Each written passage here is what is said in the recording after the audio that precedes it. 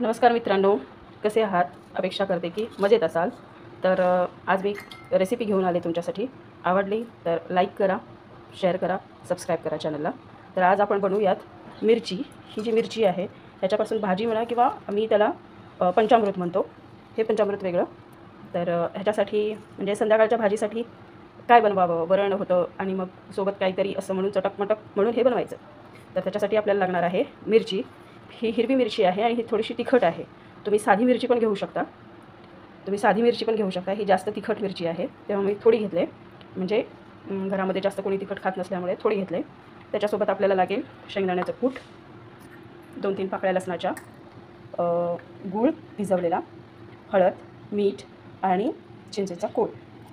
तर बघूयात आपण रेसिपी कशी बनवायची. तुम्हाला जर आवडली, अपेक्षा करते की आवडेल, बघूयात. आधी आपण या मिक्सरच्या भांड्यामध्ये कूट घालूयात. ह्याच्यामध्ये 2-3 लसूण पाकळ्या घालूयात आणि त्याच्यामध्ये मीठ घालूयात थोडं चवीपुरतं आणि हे मिक्सरमध्ये वाटून घेऊयात. अशा पद्धतीने आपण कूट, मीठ आणि लसूण वाटून घेतले. तुमच्याकडे जर कोथिंबीर असेल तर तुम्ही ते पण ॲड करू शकता. आता पुढची प्रोसेस बघूयात.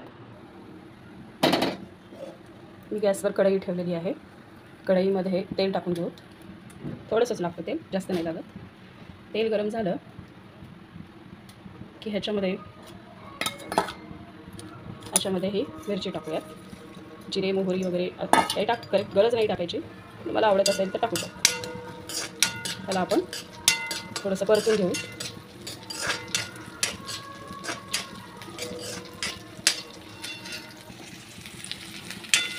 मिरची तळू नाही द्यायची. मिरची वाफवून घ्यायची. तेलामध्ये वाफवायची, त्याला तळून नाही घ्यायची. तळली की मग ती कडक होते. कडक नाही बनवायची आपल्याला, वाफवून घ्यायची. थोडंसं ह्याच्यामध्ये आपण टाकूयात मीठ. आधी आपण कुटामध्ये थोडं मीठ टाकलेलं आहे, त्याच्यामुळे इथे थोडा हात आखडता घ्यायचा. त्याच्यानंतर त्याच्यामध्ये टाकूयात हळद आणि मीठ ह्याच्यासाठी की मिरची मऊ होते, तेलामध्ये करपत नाही. आता मिरचीचा थोडासा हात यायला लागला, म्हणजे मिरची चांगली थोडीफार मऊ झाले. आता ह्याच्यामध्ये आपण टाकूयात पाणी.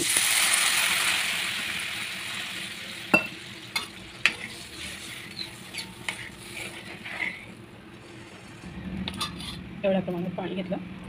आता हे पाणी उकळू द्यायचं. 2 मिनटामध्ये लगेच ह्याला उकळी येते. पाण्याला उकळी आली. आता मी इथे चिंचेचा कोळ करून ठेवला होता. चिंच भिजवून त्याचा कोळ काढून घेतलेला आहे. तो कोळ मी ह्याच्यामध्ये घालते आणि हे शिजवते. मी इथे गूळ पण भिजवून घेतलेला आहे, पण गूळ मी आत्ताच नाही टाकणार, नाही तर तो शिजून कदाचित कडक होईल. तर मी तो आत्ता नाही टाकणार. हे शिजत आलं, पाणी ह्याच्यातलं कमी झालं की मग टाकणार. ह्या स्टेजला आल्यानंतर आपण ह्याच्यामध्ये गूळ आणि शेंगदाण्याचं कूट टाकून घेऊ.